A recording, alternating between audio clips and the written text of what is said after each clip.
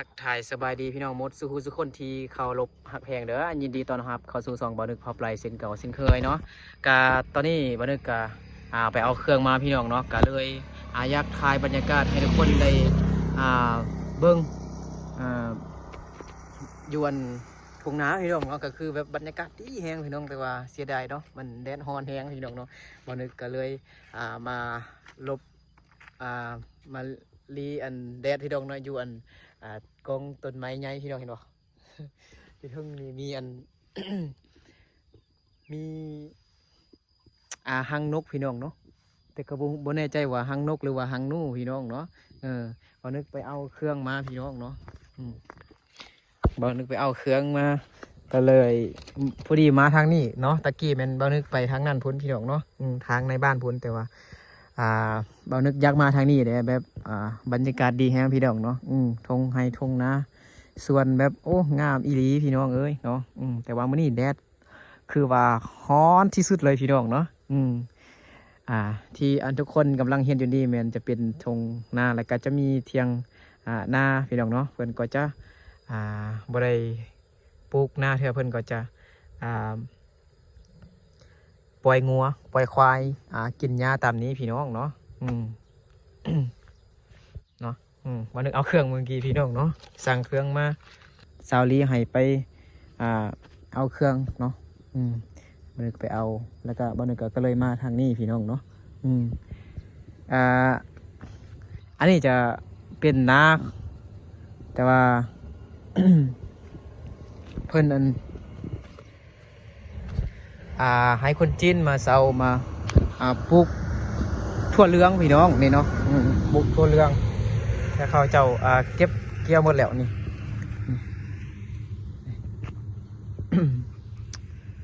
อุ้ยได้ยินเสียงอันกบห้องอยู่หันกบหรือว่าอันใดบุหูเด้เนาะอบอยู่เนาะบรรยากาศดีแห้งพี่น้องเนาะนี่จะเป็นบ้านพุ่นเนาะโอ้ปลูกหมกโม่เดี๋ยวนี้นี่หมกโม่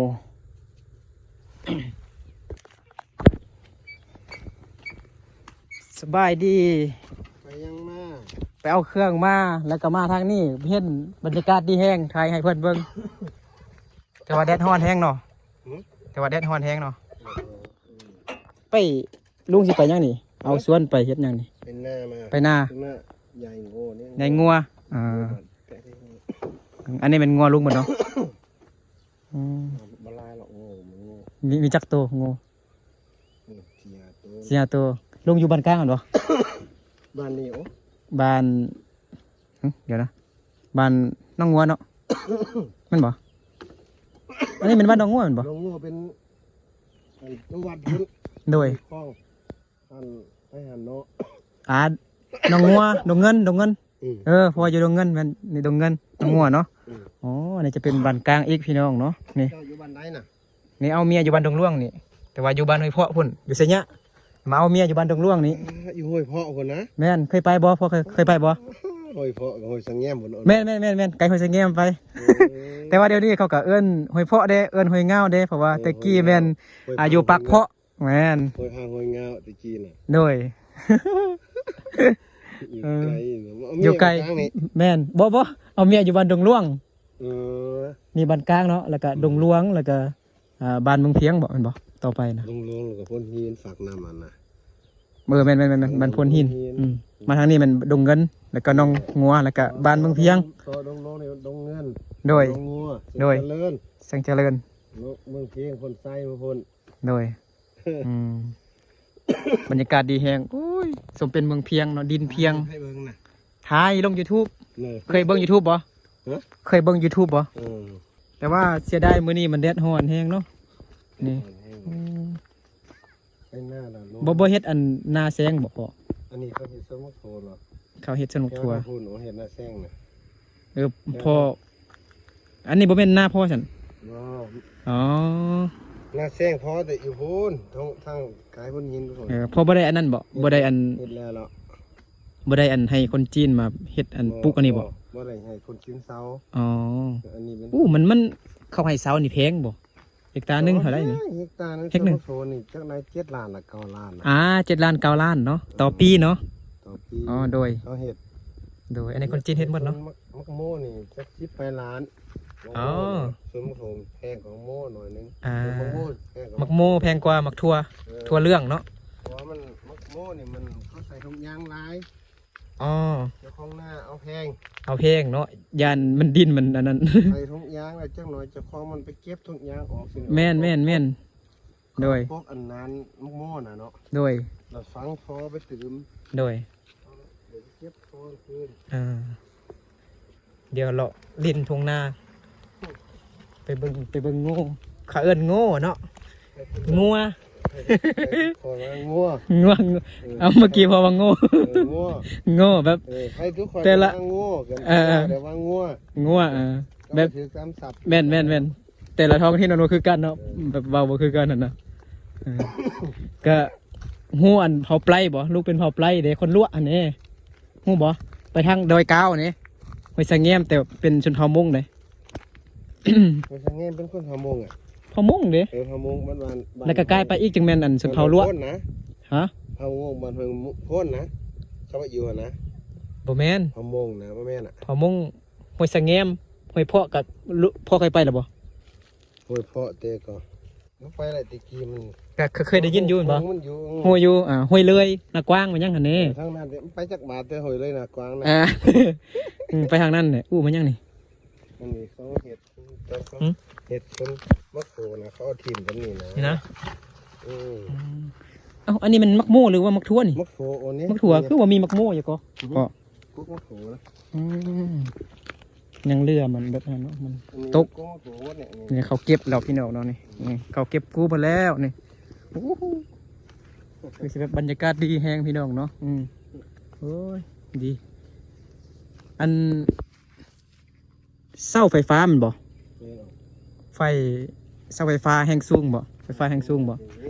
บ่แม่นเขาเอาไปไทยพุ่นบ่ ไปไทยเหรอ อ๋อ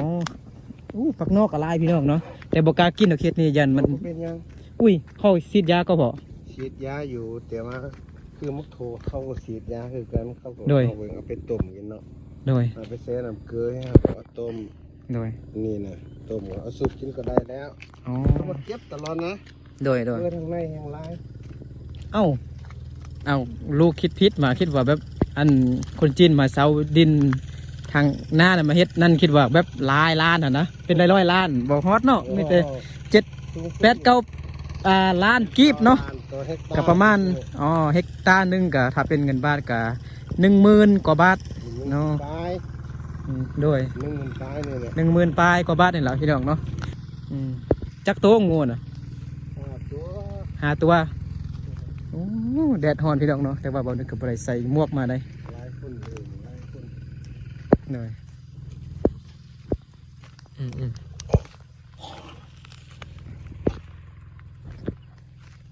นี่โอ้งัวกับตัวงามอยู่เดิอันนั้นนี่ก็แม่นเนาะ เขามีอยู่โล่งๆนี่เนาะ แม่นเอาเมียอยู่ดงหลวงนี่บ้านดงหลวง หาเอาใหม่นี่หวะ เอามานี่มาได้2-3 ปีละ มาใกล้เนาะ 50-60กว่าลักคนไหน ใหม่เราต้องทำปีบอกเขาเนาะ หน่อย ได้รู้คนหนึงหรอกบอก บ่ได้มีเถอะป้าอันนี้เถียงให้เถียงนาเถียงสวนคักเพียงโอ้มีบางคนมาพักอยู่นี่บ่แม่นพ่อบอก นี่เขามาผัดกินน้ำมงเห็นไหม อ๋อพักกินบักม่วงอยู่นี่ นี่เขามาไว้นี่คนได้ยากินเถอะ แท่น่ะ นี่น้ำมงนะ บักม่วงนะ ก็นี่มะเขือเกลือเป็นน้องมาจำกันได้บ่ อ๋อมันบอกเขายังอันสิกินอยู่ตีพอ โอ้ยเขามากินในนี่เขา นะ ให้มานั่งกินก็นั่งกินก็ได้ ยำนี่มักม่วงหลายเด้ม่วงหลายโอ้โหมาวันนี้ โอ้ตอนนี้ซ้ำตัวเฮกตัวใหญ่หันจักล้านหันพอประมาณจักล้านหันขันคายนะจักล้าน ร้านก็นั่นแหละ 5-6 ล้านเนาะ นั่นแหละโอ้ก็ธรรมดาบ่แพงเนาะ ครับ เบานึกกับมากินมักม่วงที่เพิ่นเอาไว้นี่น่าจะเป็นนักเรียนนะเพิ่นเลิกโรงเรียนเพิ่นก็จะมาลิ้นตาม แคมหน้าเลยล่ะพี่น้องนี่เพิ่นก็เอามักม่วงมาเกาะไว้หั่นใส่ทุ่งยางไว้หั่นพี่น้องเนาะแล้วก็มานั่งเล่นลิ้นอยู่นี่เพราะว่าตอนแรกมันจะฟ้าบดหรือว่าตะเวนตกดินเลยเพิ่นจะมาลิ้นอยู่นี่ก็มันจะเย็นพี่น้องเนาะมันมีลมพัดมาเนาะเนี่ยอีพอกกลับเลยเด้เนาะนี่เอารถจอดไปอันกองต้นไม้ใหญ่หันแคมทางพี่น้องเนาะตอนนี้ก็สิกลับคือกันเนาะกลับไปบ้านพี่น้องเนาะไปกินข้าวกินน้ำเนาะก็มนุษย์ก็ยังว่าทันบอกว่าอันนี้จะเป็นอยู่อันเมืองเพียงเนาะเมืองเพียงแขวงสระบุรีอยู่ทางภาคเหนือของลาวพี่น้องบรรยากาศคือดีแห้งพี่น้องเนาะสมเป็นเมืองเพียงพี่น้องเนาะดินเพียงแห้งพี่น้องเนาะเพียงหุ่นวัดภูเขาใหญ่หุ่นเลยเพียงแห้งเนาะหน้า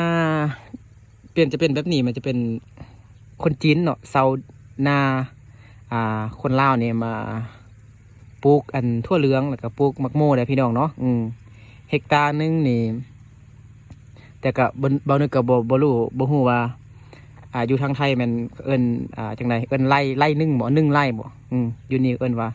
เฮกตาร์นึงเนาะเฮกตาร์นึงเนาะแม่นเพิ่นมาเซาปลูกทั่วเหลืองนี่แม่น7 ล้านพี่น้องเนาะ7 ล้านหรือ8 ล้านนี่แหละเนาะต่อปีนึงเนาะแดดฮ้อนแห้งพี่น้องเนาะบ่นึกก็จับโทรศัพท์มา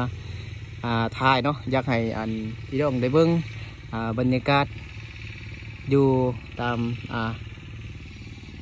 ทงไฮทงนาทงสวนเนาะอยู่ในชนบทของลาวหั่นแหละพี่น้องเนาะเดี๋ยวบ่นึกจะ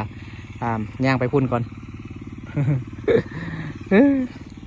แดดฮ้อนแห้งพี่น้องเนาะตะกี้นี่ก็โทรศัพท์บ่นึกดับพี่น้องเนาะมัน อุณหภูมิมันแบบมันทดพี่น้องมันฮ้อนก็เลยดับรถกำลังวิ่งอยู่ในเส้นทางรถซิ่งพี่น้องเนาะต่างทางนาได้ทางลังก็ได้เห็นว่าเขาปล่อยงัวเต็มพุ่นเนาะวันนี้กินบักม่วงส้มแห้งพี่น้องบ่มีเจียวบ่มีน้ำตาลแป้งนัวเกือบแป้งนัวพี่น้องเนาะ กินแบบเปล่าๆเลยพี่น้องอันดำๆนี่จะเป็นทั่วเหลืองพี่น้องเนาะเป็นทั่วเหลืองที่เพื่อนเก็บกู้แล้วเพื่อนก่อนจะกองจะไปซีไว้เนาะเป็น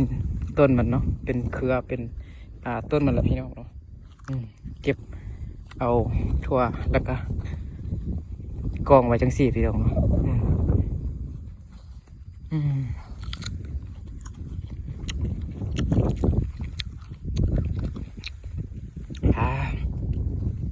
บรรยากาศ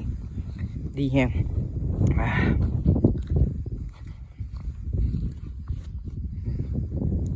เดี๋ยวบรรยากาศสิ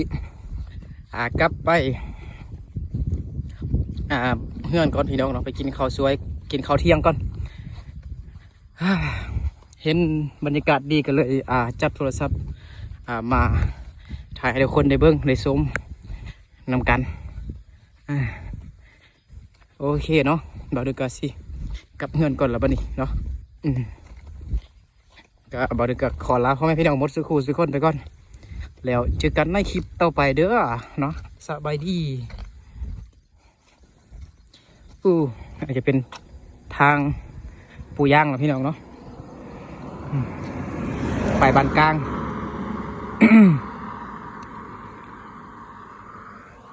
ไปบ้านแสงเจริญพี่น้องเนาะ